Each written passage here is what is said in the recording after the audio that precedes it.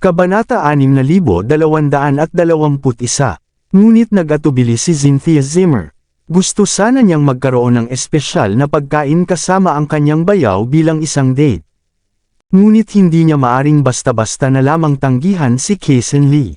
Dahil sa sinseridad ng iyong guro at mga kaklase, magiging hindi maganda kung tatanggi ka. Ngumiti si Harvey York. Marami siyang napansin mula sa pag-uugali ni Kason. Mabuti na lang na nandito siya sa pagkakataong ito. Kung si Mandy Zimmer ang dumating, tiyak na may mga bagay na mas mahirap pang harapin. Hanggang sa makasama ka mamaya. Sa mga salitang iyon, dapat ka nang magbihis. Malakas ang hangin mamaya. Nahihiyang pumasok si Cynthia sa changing room. Hindi niya lubos na naintindihan ang ibig sabihin ni Harvey sa mga sinabi niya.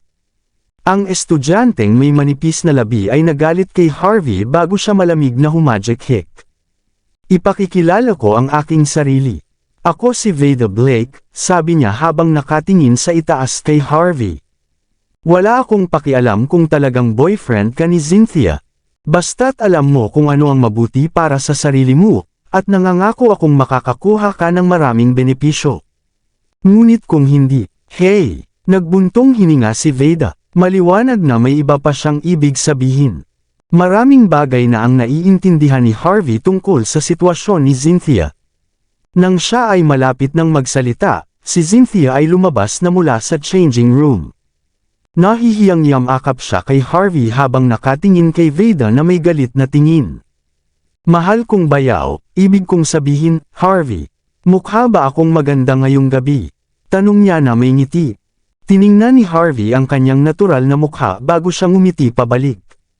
Siyempre, napakaganda mo sa ganyang ayos. Muli ay nagdila si Cynthia bago lumapit kay Harvey at bumulong sa kanyang tainga. Alam ko kung ano ang gusto nila, Harvey. Hindi ako bobo, naglalaro lang ako dito. Walang dahilan para mag-alala ka sa akin. Alam ko kung paano protektahan ang sarili ko mula nang magpasya akong pumasok sa bilog na ito. Kung hindi mo gusto ang pagtitipon, maaari na lang tayong mag-barbecue sa ating sarili. Pinindot ni Harvey ang kanyang daliri sa noo ni Cynthia na may ngiti. Ayaw mo ng role mo o ano? Kailangan mong maging matatag para talikuran ang pagtitipon kasama ang direktor at ang mamumuhunan, di ba? Muli ay nagdila si Cynthia habang nilalaro ang braso ni Harvey. Well, dahil nandito ka na. Kumibot ang mga mata ni Veda habang pinapanood ang dalawa na tila masyadong sweet. Tiningnan niya si Cynthia ng isang magandang segundo bago itulak ang dalawa. Magiging star ka na sa lalong madaling panahon. Maging maingat ka, okay? Wala kaming pagkakataon sa role mo. Paano ka nagiging ganito ka-careless habang malapit ka ng maging sikat? Pagkatapos ay hinila niya si Cynthia palabas ng studio. Isang oras ang lumipas, si Harvey at Cynthia ay dinala sa isang pribadong clubhouse. Sa isang lungsod na gumagastos ng daan-daang dolyar sa bawat pagkakataon, ang clubhouse ay tila napaka-impresibo. Nakatayo si Veda sa harapan ni Harvey habang si Cynthia ay nasa banyo. Ikaw si Harvey, tama ba? Nagbigay siya ng malamig na tingin. Maaari ka nang umalis ngayon. Naiintindihan mo ba? Gusto mo bang umalis ako ngayon? Tanong ni Harvey York. Anong ibig mong sabihin? Hindi ko maintindihan. Magpatuloy ka pa sa pagkukunwari. Agad na nagdilim ang mukha ni Veda Blake. Magkunwari ka na lang na tanga. Dinala kita rito dahil si Cynthia ay tahimik at hindi gustong dumalo sa mga ganitong pagtitipon. Isa ka lang masamang dahilan para dalhin siya rito. Naiintindihan mo ba? Ngumiti si Harvey. Dahil naiintindihan mo na ang lahat, ano ang mangyayari kung magpasya siyang umalis kasama ko pagkatapos noon? Hey, sa tingin mo ba talagang impressive ka? Sa tingin mo ba wala kaming ginawa? Naunawaan na namin ang lahat tungkol sa iyo kalahating oras na ang nakakaraan.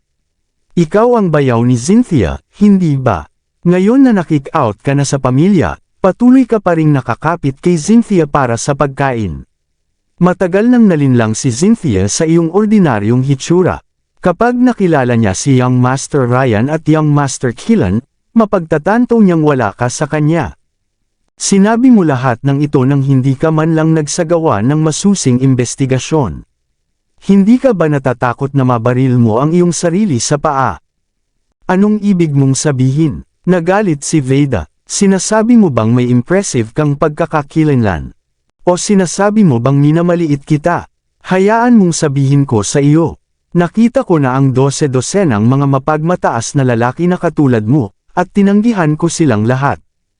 Wala ka man lang $15 sa bulsa mo, pero ikaw ay nag-aasal na parang matapang. Hindi ka lang karapat-dapat na makasama si Cynthia, hindi ka nga makakapaglaro bilang kaibigan niya. Dapat mo nang itigil ang pangangarap. Ang isang katulad mo ay hindi kailanman makakasama ng isang diyosa tulad ni Cynthia. Ngumisi si Veda bago walang pakialam na binato ang $15 sa mukha ni Harvey. Maging mabuting bata ka at bumili ka ng family bucket sa KFC sa kabilang kalye, okay? Mas bagay sa iyo ang lugar na iyon. Malamig na tumingin si Harvey. Susubukan na sana niyang turuan ng leksyon ang mayabang na babae nang lumabas si Cynthia mula sa banyo.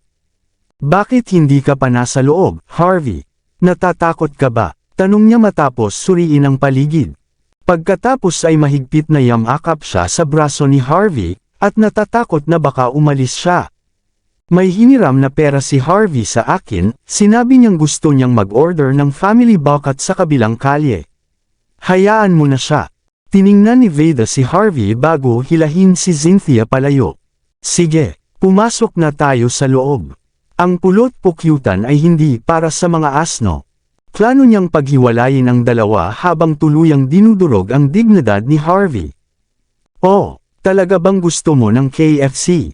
Napaikot ang mga mata ni Cynthia. Hindi ka naman kumakain ng ganoon karami. Hindi mo man lang maubos ang buong bucket. Paano ito? Magkasama na lang tayong kumain. Mag-shopping tayo pagkatapos. Plano ni Cynthia na mailabas si Harvey sa lugar. Nagdilim ang mukha ni Veda, at piniga ang kanyang mga ngipin. Nagbibiro lang siya, Cynthia. Halika, kumain na tayo. Ngumiti ng malapad si Cynthia Zimmer kay Harvey York bago pumasok sa loob habang magkahawak ang kanilang mga kamay. Ang clubhouse ay ginawang muli mula sa isang anti-gang patio. Ang lugar ay maayos na pinalamutian kahit na walang bubong. Ang sinumang maglalakad sa loob ay makararamdam na tila bumalik sila sa nakaraan. Walang ordinaryong tao ang makakaranas ng ganitong uri ng marangyang tanawin. Para sa maraming tao, ang pagkain ng isang beses dito ay sapat na upang magyabang sa buong buhay nila. Isang dosenang tao ang nakapalibot sa isang sopa sa gitna ng patio. Lahat ng mga taong iyon ay napakaganda at kaakit-akit. Malinaw na silang lahat ay mga kilalang tao mula sa itaas na bilog ng lipunan. Nakaupo si Kason Lee sa gilid habang ang kanyang bilugan na tiyan ay nakalabas mula sa kanyang kamiseta. Ang mga kabataan sa kanyang harapan ay ang mga pangunahing tauhan sa sandaling ito. Matagal na silang naghihintay kay Cynthia at sa iba pa. Mabilis nilang inilipat ang kanilang mga tingin sa sandaling marinig nila ang mga yapak sa kanilang likuran.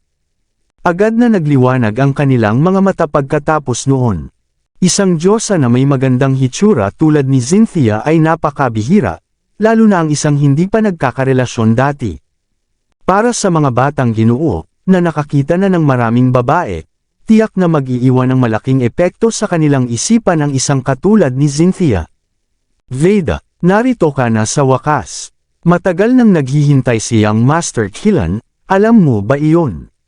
Tumayo ang isang lalaki na nakasuot ng puting suit at may Audemars Piguet na relos sa kanyang palso at kumaway. Nagliwanag ang mga mata ni Veda Blake nang makita niya ang tao. Young Master Killan, pasensya na, may nakasalubong akong nakakainis bago ako makarating dito.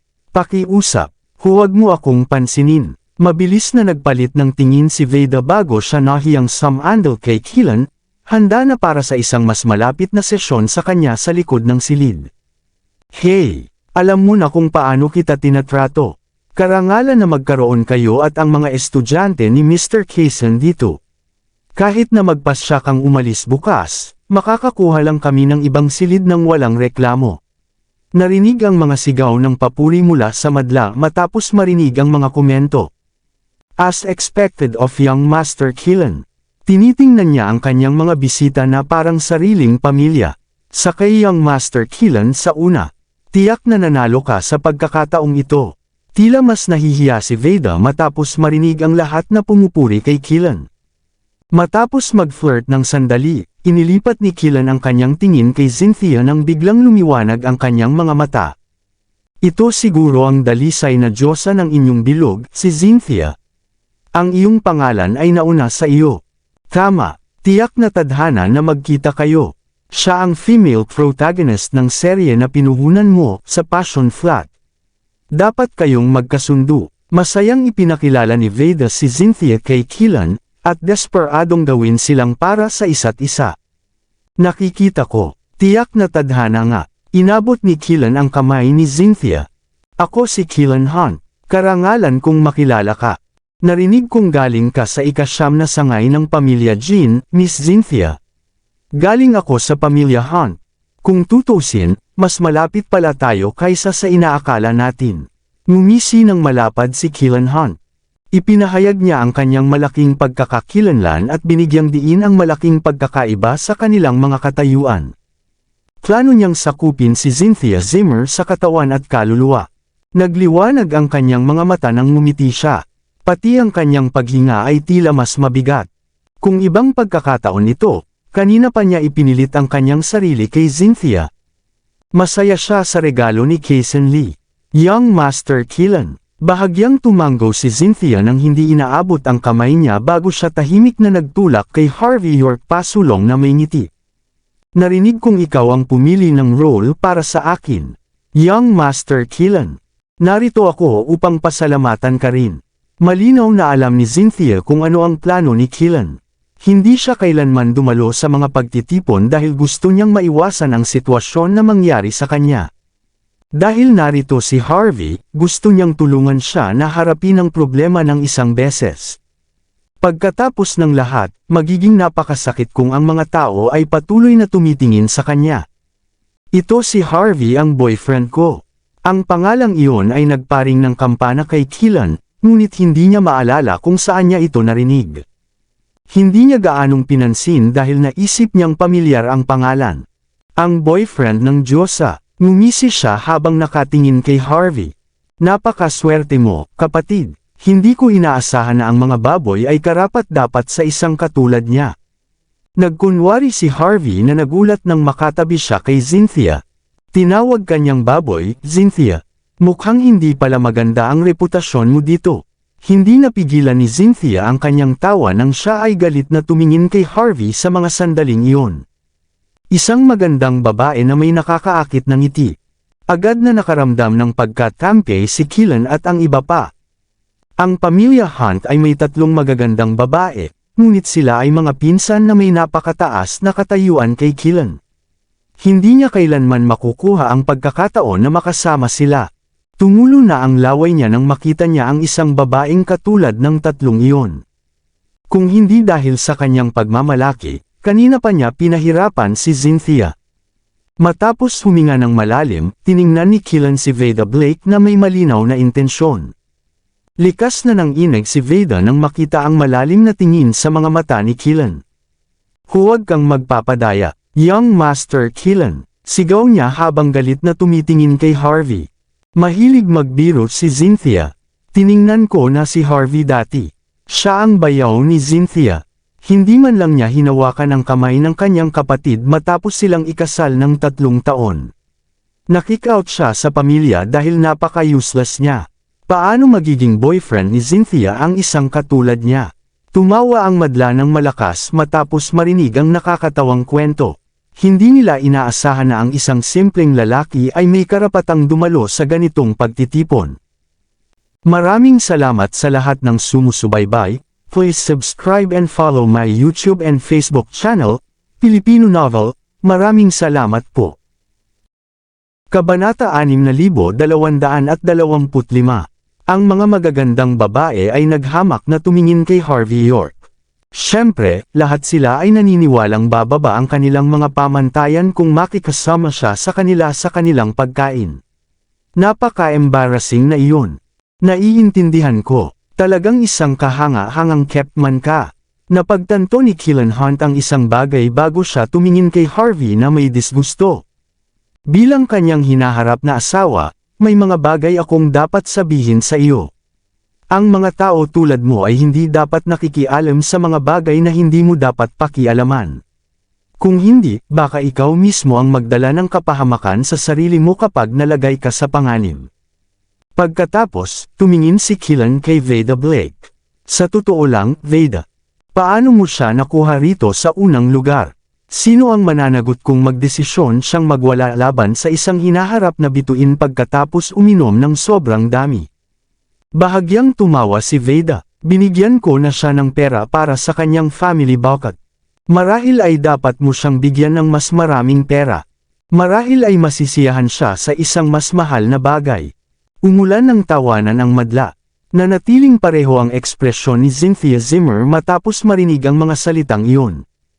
Mukhang maganda iyon. Kung sa tingin mo hindi sapat ang boyfriend ko para makasama, lalabas na lang ako kasama siya. Malinaw na mas matatag na si Cynthia kaysa dati. Tumingin si Harvey sa kanya bago bahagyang tumango. Ipinagmamalaki niya ang kanyang bayaw. Ang lahat ay nagtinginan sa isa't isa. Hindi nila akalain na ipapakita ni Cynthia ang ganitong maliwanag na ngiti sa kabila ng tuloy-tuloy na mga insulto.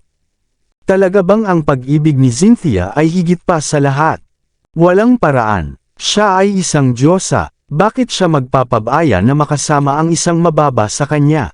Tama na, Cynthia. Alam kong magaling kang umarte, kaya maaari ka nang huminto.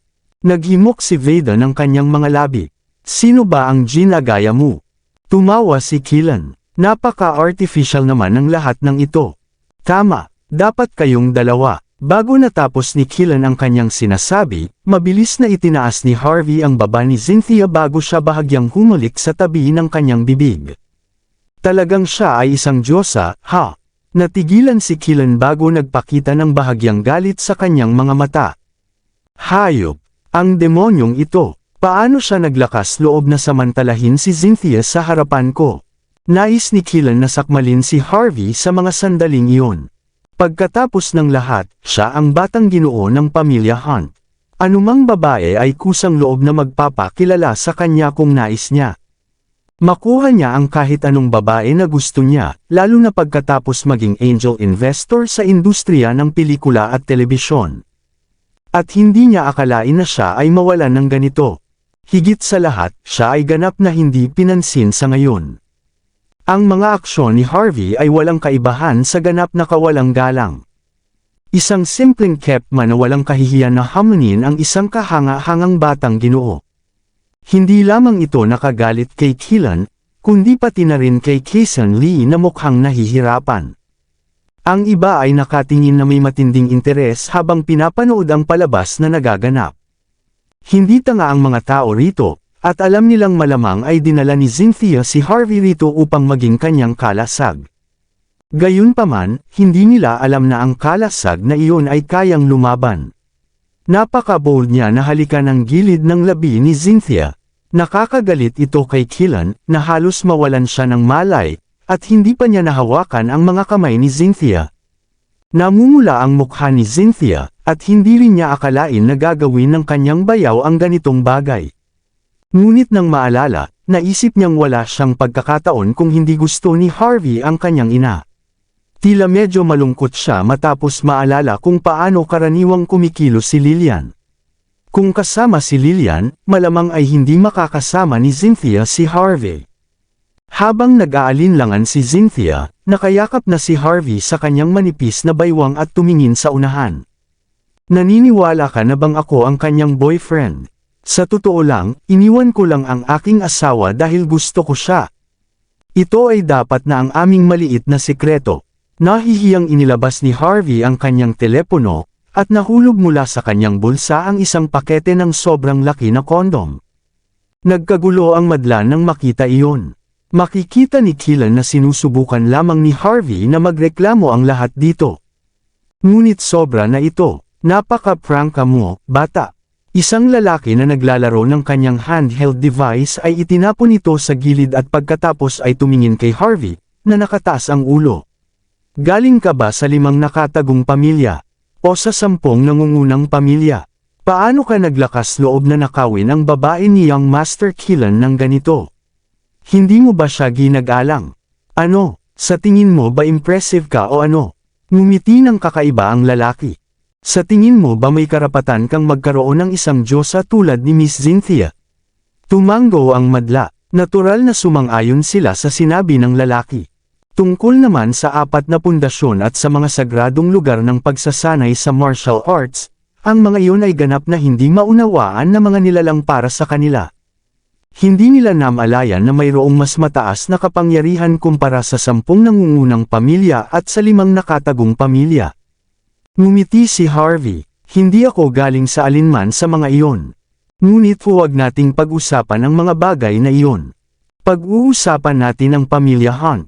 Nakuha kong tumahimik ang pamilya laban sa akin, at wala sa kanila ang nang-ahas lumaban. Agad na nagbago ang ekspresyon ng lahat. Walang nag-isip na sasabihin ni Harvey ang ganitong bagay. Malinaw na hinamon niya si Killen sa pagsasabi ng lahat ng ito. Nakuha niyang tumahimik ang buong pamilya Hunt. Walang paraan na siya ay ganoon kakahanga, tama ba? Impressive. Masarap pala ang maging bata, di ba? Tila humanga ang lalaki pagkatapos ng kanyang unang pagkagulat. Matagal na rin mula nang makita ko ang isang taong ganito kawalang ingat. Tanga lang pala ako, Sir York. Pakiusap. Palayain mo na ako. Gusto kong manatili. Pakiusap. Umulan ng tawanan ang lahat, sa nakakahiya ang mga salita ni Harvey, pagkatapos ng lahat. Naging seryoso ang ekspresyon ni Killen habang muling nagsalita. Ikaw ay galing sa pamilya Xavier, Young Master Ryan. Mayroon kang napakalaking pagkakakilanlan at mataas na katayuan. Ngunit hindi mo dapat bastyusan si Sir York dito. Baka ipapapukanan niya ang buong pamilya mo pagkatapos nito.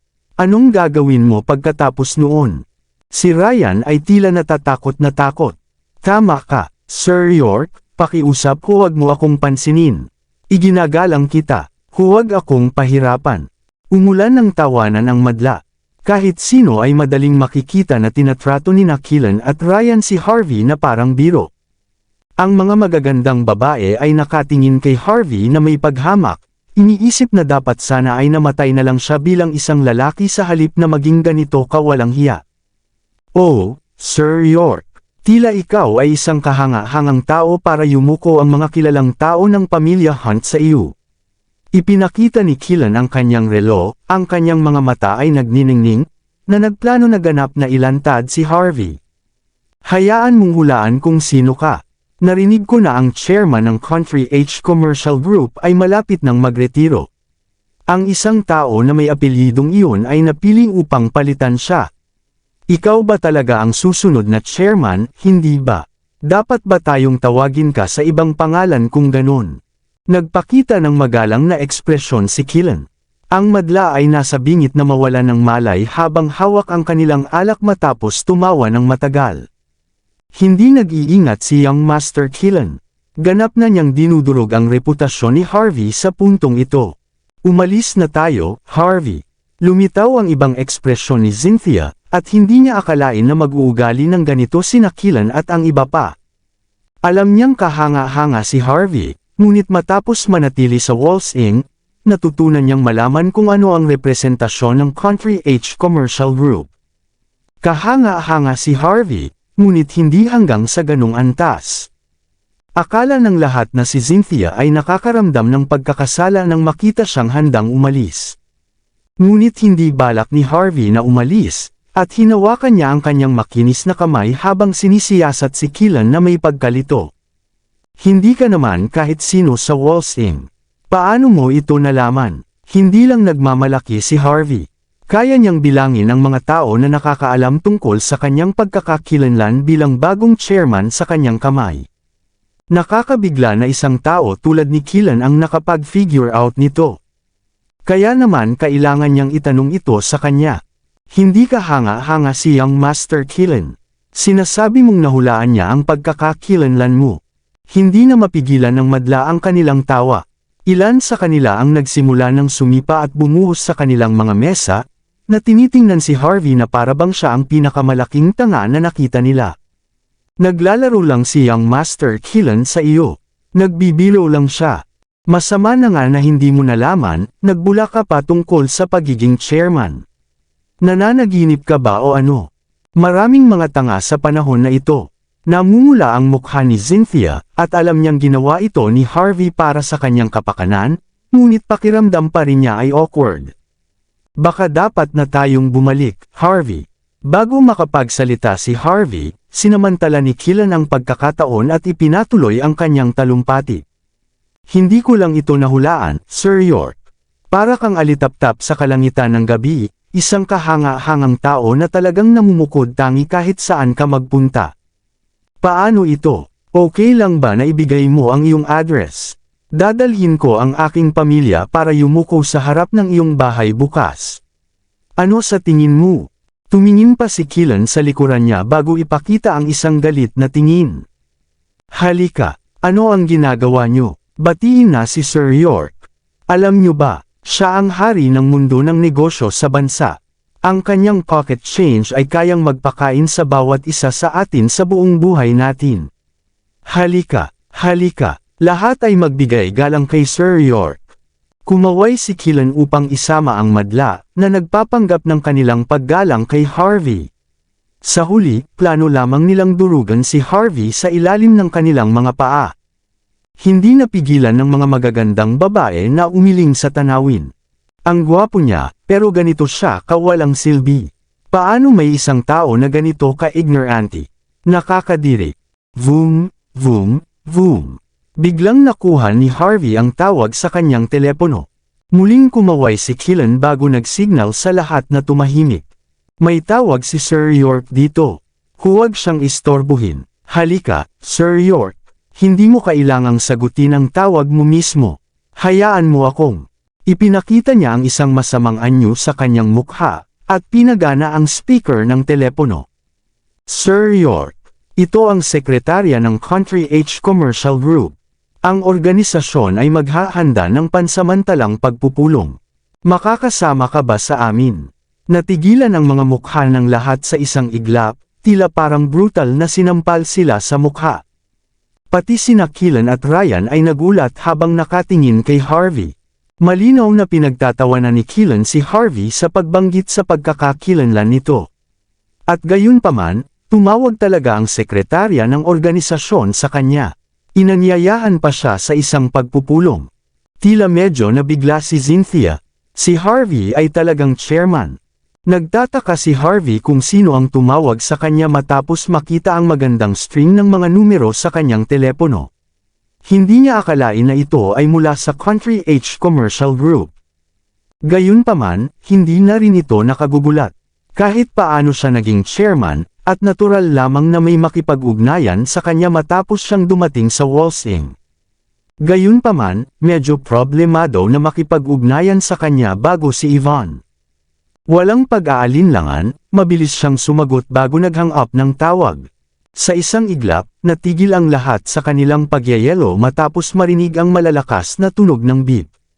Naka-recover si Veda bago sinimulang tingnan si Harvey. Perfect timing, ha? Sabi niya habang malamig na tumatawa. May tumawag sa iyo para doon. Akala mo ba talagang kahanga-hanga ka? Si Young Master Killen ay nagbibiro lang sa iyo. Kung talagang kaya mo, bakit ka nanatiling live-in husband ng ibang tao ng 3 buong taon? Ang mga taong nagulat sa tawag sa telepono ni Harvey ay nakabawi mula sa kanilang pagkalito. Agad silang nagalit pagkatapos noon. Tama. Paano magiging chairman ng organisasyon ang isang simpleng live-in husband? Isa siyang walang hiyang kept man. Hey, hindi ka nga nakasuot ng mga damit na nagkakahalaga ng $15 sa kabuuan, pero tinawag mo ang iyong sarili na chairman.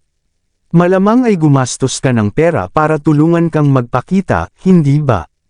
Paano ka naging ganito ka mapagmataas? Kahit na hindi nagbibiro si Young Master Killen tungkol sa iyo, malamang na ipinagmamalaki mo pa rin ang tawag sa telepono mo. Nakakahiya ka kay Cynthia dito. Tumingin ka sa salamin bago gumawa ng ganitong bagay, ikaw na tanga. Nakikita niyo ba iyon? Nakasuot siya ng Rolex. Malamang ay binili niya ito sa isang istasyon ng tren sa Buckwood. Sa tingin mo ba talagang kahanga-hanga ka? Si Young Master Keelan ay naglalaro lang sa iyo. Malinaw na nagalit sina Keelan at ang iba pa. Ang patuloy na kawalang galang ni Harvey, kasama ang nakakainis na tunog ng beep, ay hindi na matagalan. Halos maloko tayo ng isang maruming hayop. Nakakahiya ba iyon? Paano tayo hindi mapapahiya sa puntong ito? Nagagalit na si Cynthia sa puntong ito. Hindi mo lang basta-basta masasabihan ng masama ang aking bayaw. Talagang kahanga-hanga siya. Maaari siyang maging chairman kung gusto niya. Umulan ng tawanan ang madla. Patunay na ito na kahit si Cynthia ay hindi naniniwala sa mga salita ni Harvey. Habang patuloy na binabato ng mga insulto si Harvey, mabilis na tiningnan ni Keelan si Veda. Mabilis na lumapit si Veda upang aliwin si Cynthia bago sumigaw sa madla. Sige, lahat kayo. Tama na tungkol kay Sir York. Hindi mababasa ng mga ordinaryong tao ang isipan ng isang dakilang tao. Marahil ang pagiging chairman ay talagang pangarap ni Harvey.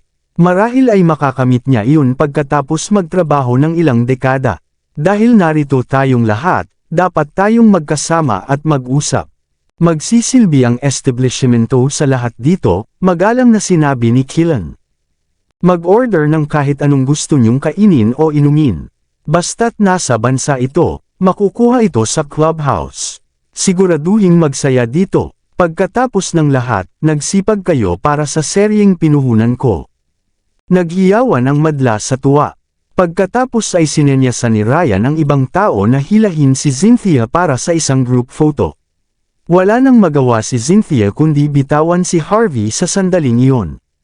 Magka-cross arm sina Keelan at Ryan habang dahan daw ang naglalakad patungo sa grupo. Hindi makagambala si Harvey, dahil wala siyang kinalaman sa passion flat. Gayunpaman, wala rin siyang balak na makialam, at nanood lang siya habang nakatayo sa gilid. Lumapit si Kaysen, na naghihintay na mag-isa si Harvey, upang tumayo sa tabi niya.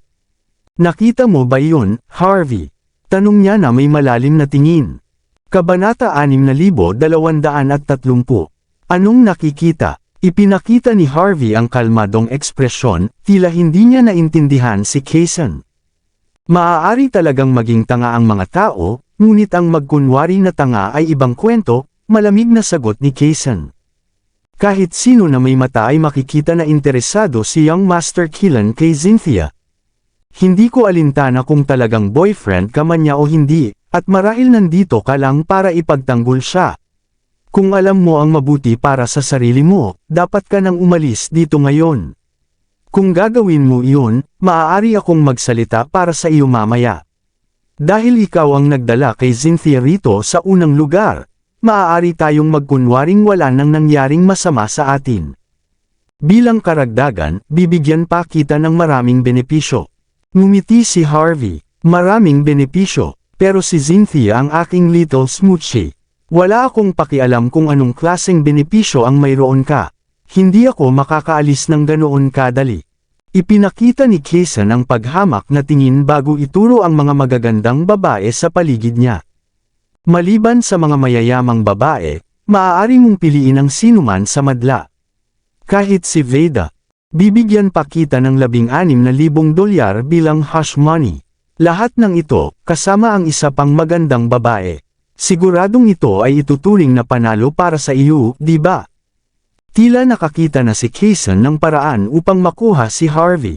Kung tatanggapin ni Harvey, ipapakita niya kay Veda na i-report ang sitwasyon sa pulis, at sinasabing sangkot si Harvey sa sexual assault at tuluyang sirain ang kanyang buhay. Ngunit ngumiti si Harvey, at walang nakakaalam kung kaya niyang basahin ang iniisip ni Kaysen. Kailangan kong aminin, medyo nakakaakit ang iyong mga kondisyon. Ngunit ang 16,000 ay hindi sapat. Paano kung 160,000,000? Tungkol sa mga babae. Pasensya na, ngunit hindi ako interesado kay Veda, o mas tamang sabihin, hindi ako interesado sa sinuman na kasing maluwag niya. Iwanan mo na lang siya. 160,000,000. Tila medyo natuwa si Kaysen bago siya nagising sa katotohanan. Nagbibiro ka ba? Ikaw ang nag-umpisa ng biro.